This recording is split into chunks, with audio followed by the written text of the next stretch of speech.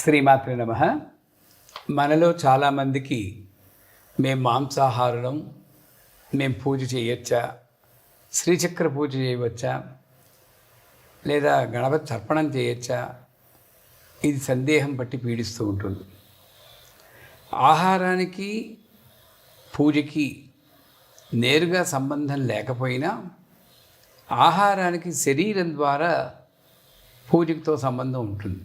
ఎందుకంటే మనం తిని ఆహారం బట్టి మనం నడుచుకునే వ్యవహారం బట్టి వీటిని ఆహార వ్యవహారాలు అంటారు. వీటిని బట్టి మన శ్రద్ధ, భక్తి ఇవి ఆధారపడతాయి.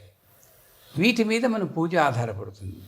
వెరసి పూజలో తాదాత్మ్యత సాధించాలి అంటే ఆహారం కూడా నియమం.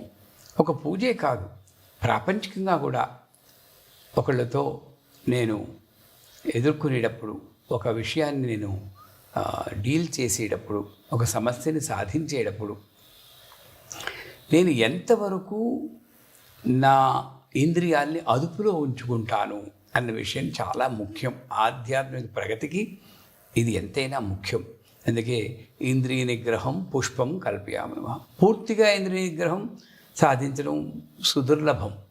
కానీ ఆహారంలో ఈ మసాలా దినుసులు, కారాలు ఇవన్నీను, పైగా తామసిక ఆహారం అంటే బయట తిని పానీపూరీలు, ఇలాంటి రోడ్డు మీద దొరికే ఆహారాలు, ఎవరెవరో చేసినటువంటి ఆహారాలు, ఇవన్నీ తినడం వల్ల మనలో తామసిక శక్తులు పెరుగుతూ ఉంటాయి. అందువల్ల ఆహారం మనం సాత్వికంగా తీసుకోవాలి అని యోగశాస్త్రం చెప్తోంది. కాకపోతే మనం పుట్టినటువంటి కులంలో ఈ మాంసాహారం నిషిద్ధం కాదు అని ఉంటే కించిత్ ఆహారం తీసుకోవడానికిను పూజకిను ఎటువంటి సంబంధము లేదు. కానీ ఒకటి గుర్తుంచుకోవాలి, దేనికైనా సరే బానిస అవ్వకూడదు. ఇది లేకపోతే నేను ఉండలేను అన్న స్థితిలో నన్ను పెట్టుకోకూడదు. కొంతమంది రోజు మాంసాహారం లేదంటే మా వారికి అన్నం ఇష్టం ఉండదండి అంటూ ఉంటారు. ఆ స్థితిలో నేను ఉండకూడదు. అప్పుడు పర్వాలేదు. కాకపోతే ఒక్క విషయం మాత్రం మనం గమనించాలి. పూర్వకాలంలో మాంసాహారం దొరికేటటువంటి, లభించేటటువంటి, తయారు చేసేటటువంటి స్థితులు వేరు. ఇప్పుడు అన్నీ కూడా ఆధునికత వచ్చేటప్పటికీ రాబడి పెరగాలన్న ఒక స్వలాభాపేక్షతో హింస పెరిగింది. దాన్ని, ఆ జంతువుని అతి క్రూరంగా హింసించి కూడా చంపుతూ ఉంటారు. విదేశాల్లో చూస్తూ ఉంటాం మనం.